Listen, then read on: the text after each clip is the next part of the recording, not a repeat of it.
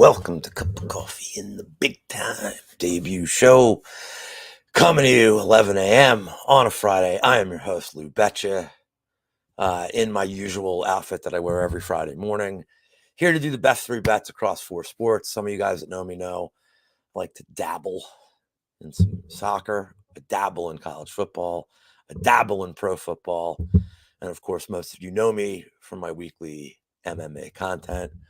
This will be a quick show every week just to prime you for the weekend. With that being said, let's get to the picks. We're going to start in soccer first. And each and every week, one thing I'm going to try to do here is add kind of honorable mentions. Sorry, trying to figure out things. I'm going to do some honorable mentions in each sport too. Ones that didn't make the top three, just other spots I was looking at that maybe I didn't get to for this because of the price. But I'm going to start in the championship in England. I'm going to start with Ipswich team total over 1.5, almost even money. I've been riding this bet all year. It's hit 6 out of 7 times for me. The Tractor Boys doing their job. They are on the road at Sheffield Wednesday, who's newly promoted. They've allowed it 4 out of 7 times, but realistically, there's been some kind of bad luck for their opponents. This should have hit all 7 times.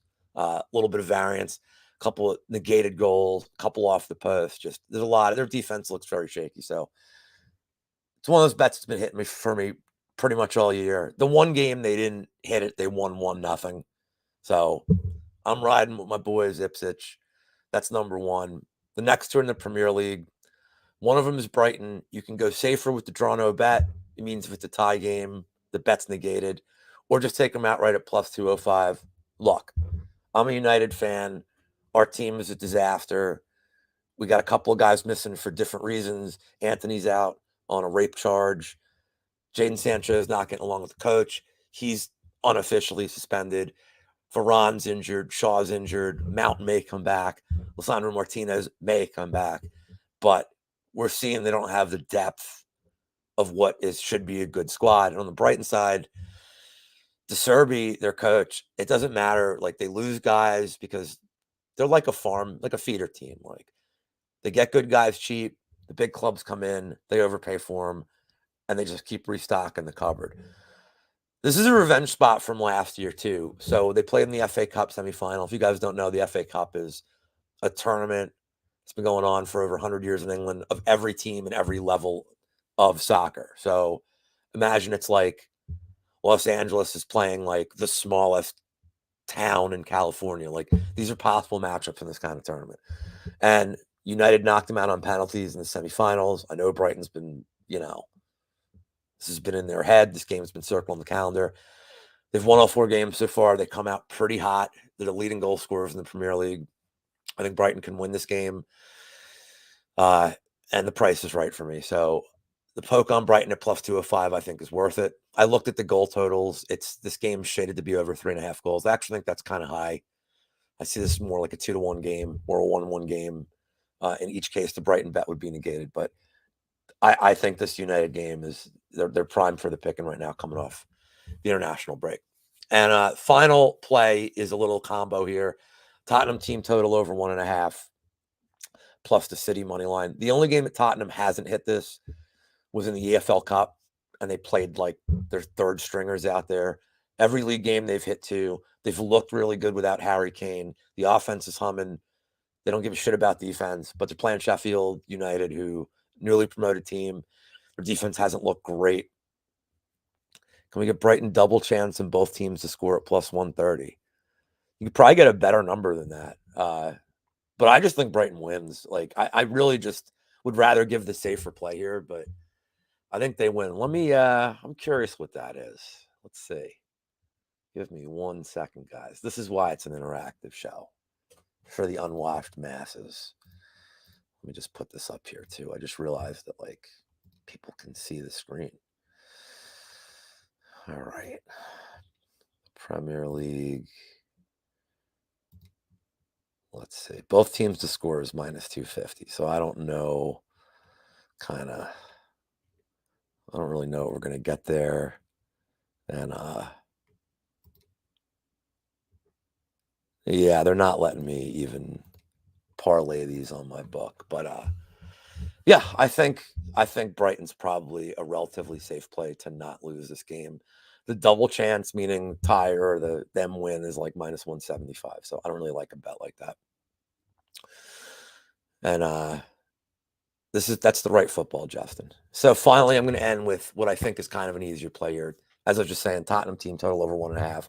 They've hit this number all 4 games in the league. They're playing a very weak defense here. I think they should come out and score 2 easily. Their over 3 is like, or over 2.5 is almost even money, but I don't really like playing those. Depends on game script. I mean, they could be up 2-0 with 20 minutes left, just be sitting on the ball. So I like the over 1.5, and I'm parlaying it with City money line. This gets you to minus 115. They're at West Ham. Historically, they just dominate this team. I think they haven't really hit full stride yet, but I think this is the kind of get right spot for City. They probably smash this team 3-4-0. So parlaying them, you get close to even money. I like it. Yeah, Brighton was an overs machine last year, and I've just seen United put up so many fucking duds where like they have the tendency like to get blown out. Like Aston Villa, and this is another one I wanted to bring up as my honorable mention. I looked at Aston Villa team total. I looked at Aston Villa overs. The problem is because Villa this year, when they're getting torn up, they're getting torn up bad. But I don't think Crystal Palace is the kind of team to do it. Crystal Palace just plays a ton of boring games, so I could see Aston Villa winning 1-0. I just laid off that game completely. But I wouldn't, if you wanted to play Villa team total or you want to play the over there, I don't think it's a horrible bet at minus 121. I just would have liked a better price than that. So if you guys have any more soccer stuff, I'll address it all at the end. I am going to move on to my next sport, and that is college football. And I'll keep this one a little quicker. I don't like playing juice lines like this, but Georgia first quarter to win by a touchdown or more. South Carolina's offensive line is so bad. They were terrible against North Carolina, who I don't think has a good defensive line. Georgia's not the team you want to have with that. I think if Georgia scores 1 touchdown in the first quarter, you're probably good. Their offense is humming. South Carolina's defense isn't very good. And Georgia could easily just get a defensive score here off Spencer Rattler. So give me Georgia to cover the 6.5. Florida State team total over 36.5 against Boston College. This team's playing really well. I like Mike Norvell so much as a coach. I think he's finally got his guys in there. His offense is humming. They put up over 40 against LSU, who's a way better defense than Boston College. I think they can hit this easily by the third quarter. So I think this is a great value play on the board. I think this total should probably be in the 40s. And the last one is Colorado over 60.5, minus 114. Look, I wanted to play the spread like everybody else, but we're talking about a Colorado team under Coach Prime, who I love, who, they went from 21-point dogs week 1 against TCU to a field goal favorite against Nebraska last week in the home opener to minus 3 touchdowns this week. I mean, these lines I don't think I've ever seen anything like this. They're reminiscent of like Boise State and TCU back in the day when maybe you just couldn't set a spread high enough for these guys to cover. The schedule is going to get a lot tougher for them, but this is a pretty easy game, I think, for them. And then Colorado State, I don't think too highly of them, but they did score over 20 points against Washington State. They gave up 50. This team plays horrible defense. But there's some fire going on right now. Jay Norvell, their coach, is talking a lot of shit on Coach Prime. He said no adults wear sunglasses when they talk to him. I obviously do not like that comment myself. Coach Prime now said, oh, this is personal. I think that offense will be flying. I think they'll get in the 40s easily in this game. I'm just not sold on their defense. I mean, they've allowed a lot of points to TCU, who's playing a whole bunch of new people. They lost their quarterback, their best receiver to the NFL, among other starters on defense. And Nebraska's terrible. So them not giving up a lot of points to Nebraska and Jeff Sims really doesn't tell me much. I do think Colorado State can get at least 14, 17 points in this game. I think that'll help us get to this over pretty easily. It is the cream of the crop picks. Yeah, dig it. We are moving on.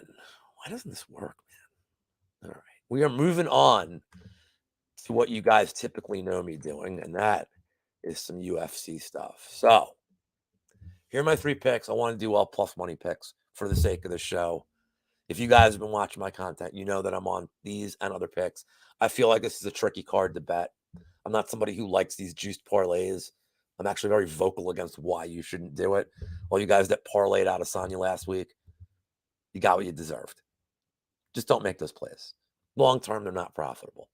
So I'm going to start with Kopylov friend. This is going to sound like a weird kind of pick. Fight starts round 3 here. It's pretty binary in that I favor Kopylov in the striking.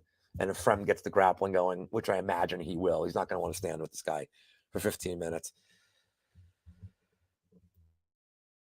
Excuse me. I think that Frem can win minutes on the ground. We've seen Kopylov kind of struggle to get up at times, especially against Duraev. He hasn't really been tested since. Soriano would have been the guy to test it, but he didn't really want to grapple in that. If this stays on the feet, this bet probably dies and Kopylov knocks him out in the second round. But I do think Frem can use his weird frame, can kind of stay safe, can win minutes with some cage pushing, can win minutes on the ground. I think if this goes to decision, Frem's probably won because he just ate up all the minutes. If it doesn't go to the ground, Kopylov's going to belt him. But I'm going to play this at even money. I think this is a really good look. And I also think that Kopylov is historically kind of a slow starter in the first round. He's making his reads. So really, can he survive the second round is where I think this bet comes in. So plus 100. I don't love overs, but I'll take the shot here. Rosas round 1 sub. I've done the imitation twice this week. I'm not doing it on this show. Let's go back and watch show last night, the prop show, did the Rosas imitation. I don't want to overthink this one, man. I know some people are playing this KO prop. I have no interest in the KO prop. I think he takes Mitchell down within 15 seconds of this fight, chokes him out. 1 minute finish is live here. Mitchell has nothing to offer. This is the most set up fight ever. I've been calling him Raul Pennies going forward. I see Zach talking about this live bet after one with Kopylov friend. I don't hate it at all because if Frem does eat some minutes there and you like the Frem side, I think if Frem wins round 1, you're probably getting both guys relatively close to even money. So I like that as a nice little pivot there. You might even get Kopylov at plus odds if Frem just took him down immediately and just top timed them the whole round. So that's an interesting way to look at it. Got my guy Jared Curry in the chat saying, "Oh yeah, dig it."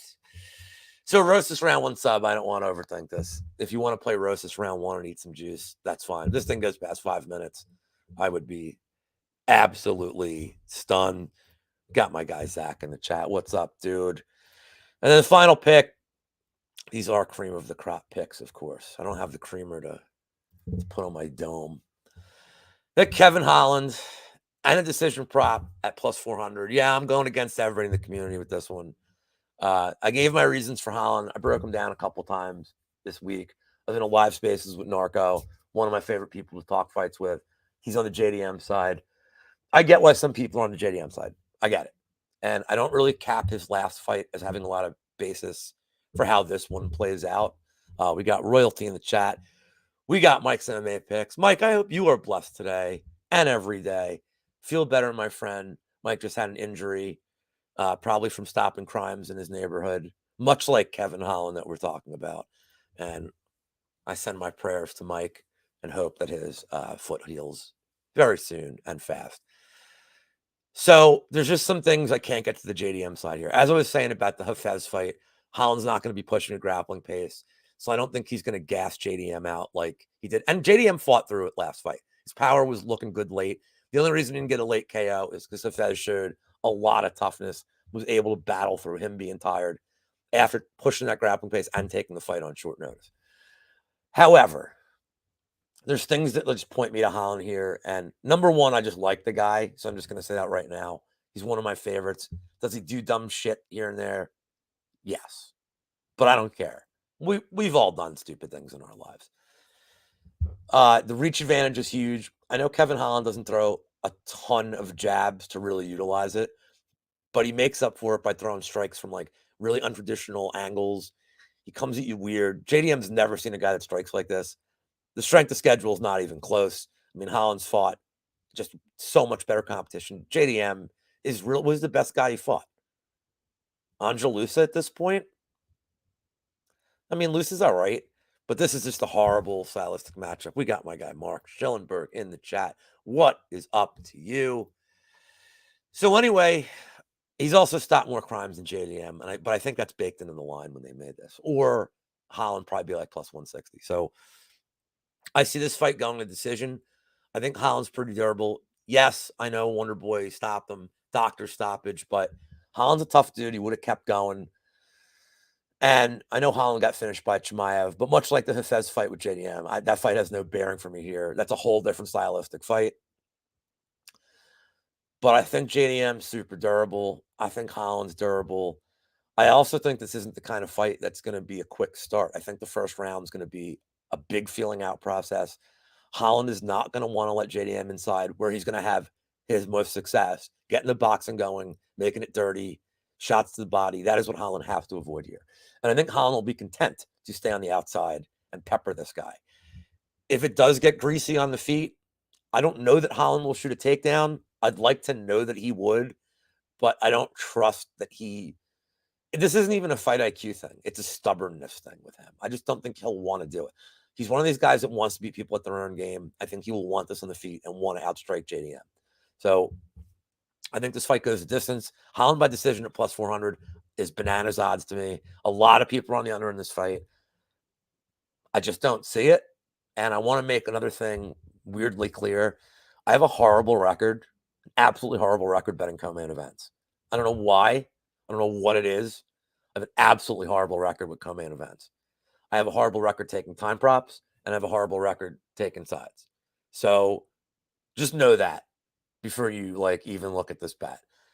Because I said, let's probably JDM by KO. I'm honestly not sure what a JDM decision looks like here. Because I think if JDM is having success and winning minutes with the boxing, I do think he probably knocks Holland out eventually. Or he wears him out so bad, late finish for him. But I'm sticking with my play here. I'm sticking with Kevin Holland. And I'm sticking with the decision prop. And we are moving on to the final sport of the weekend. We're going to the NFL. Yeah, Justin, you're probably not going to like this first pick. But Buffalo first half minus 4.5, minus 112. The reason I put chop around in such big letters is 4.5 is on one of my books, Bet Parks. But I looked at DraftKings and they have it at minus 6. I saw minus 6.5 out there.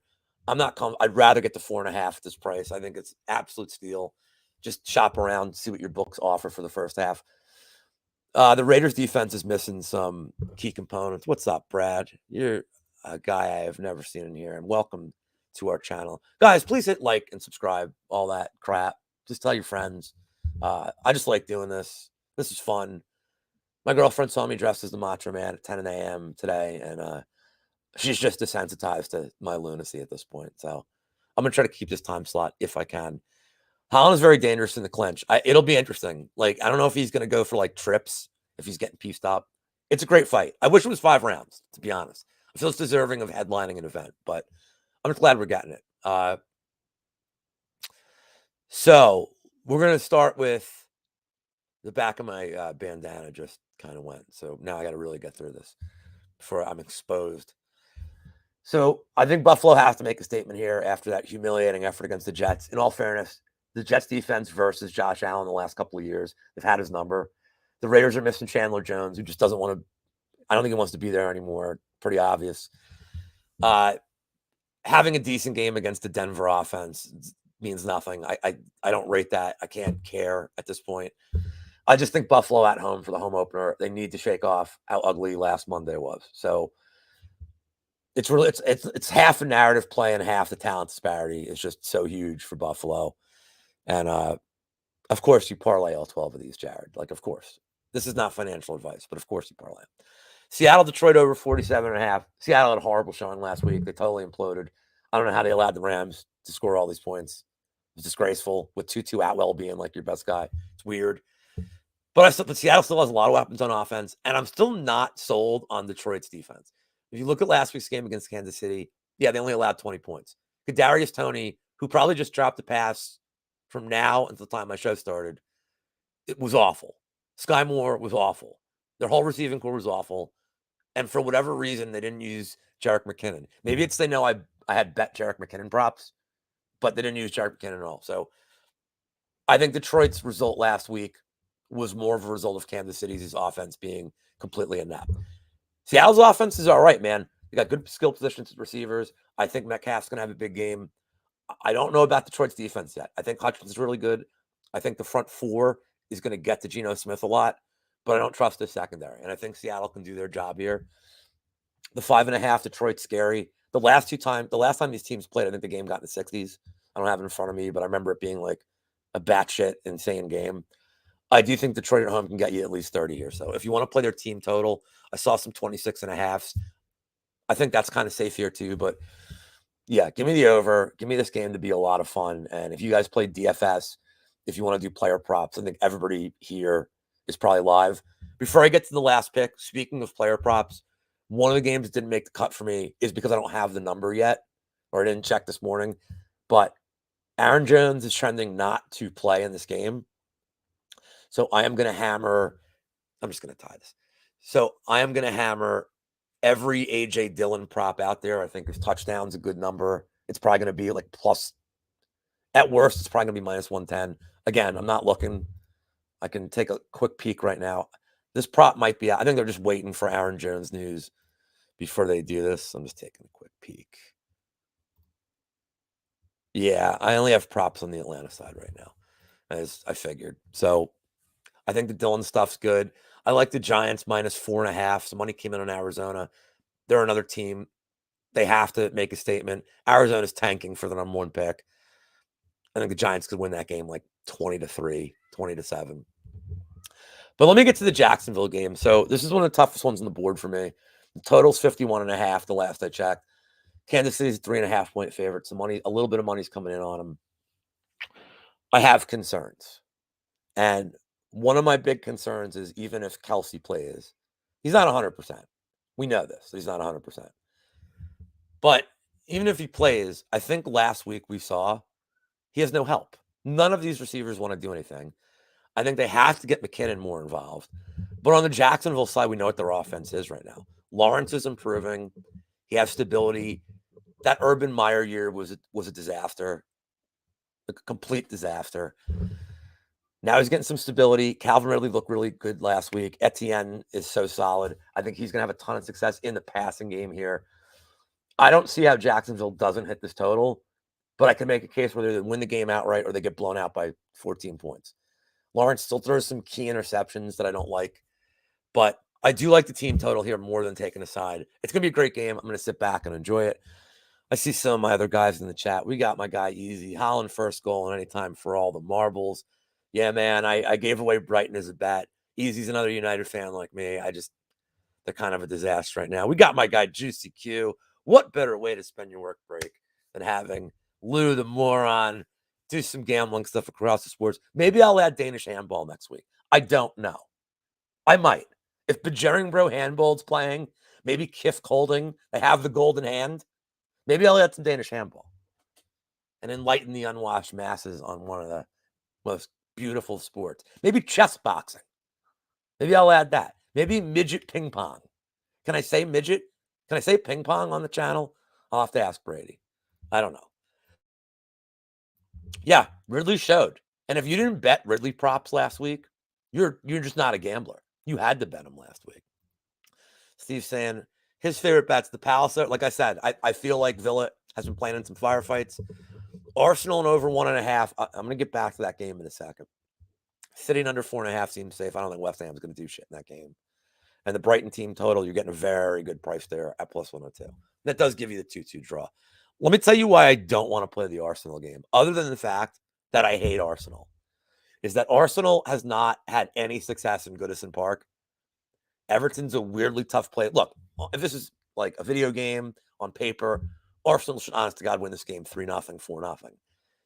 It just seems like Everton's their bogey team. I could see like a really weird 1-1 game. I'd laugh because, again, I do not like Arsenal, so I would love it if they did not get the maximum in that game. But that's the only thing holding me off. All this being said, since it's a Sunday game and I'm going to be looking for stuff for NFL, I'll probably bet it. But I have some reservations. I think 135 is a pretty good price there. So, yeah, Musgrave is probably going to have a huge season. The Waller over, Saquon over. I think, well, Waller's already like not 100%. I think it's a Saquon game, quite honestly. Chargers receiving shit. I mean, look, I said this last week on the NFL Bell with Tennessee's secondary is absolutely atrocious. Derek Carr was having tons of success every time he threw last week. I had bet his passing total, and just Tennessee was nowhere near these guys. So, yeah, those are good looks. And yeah, that is where I'm at. Those are my favorite bets of the week. I will be improving the show each and every week. You're happy to hit me up on Twitter at Lou Betya if you have feedback for the show, things you'd like me to add. If you want me to get co-hosts at 11 a.m., it's a little trickier to do that. But yeah, let me know. Good luck on your bets, everybody. And just remember to go over to Miss Elizabeth. Give her a kiss for good luck. Oh, yeah. See you next week. Later.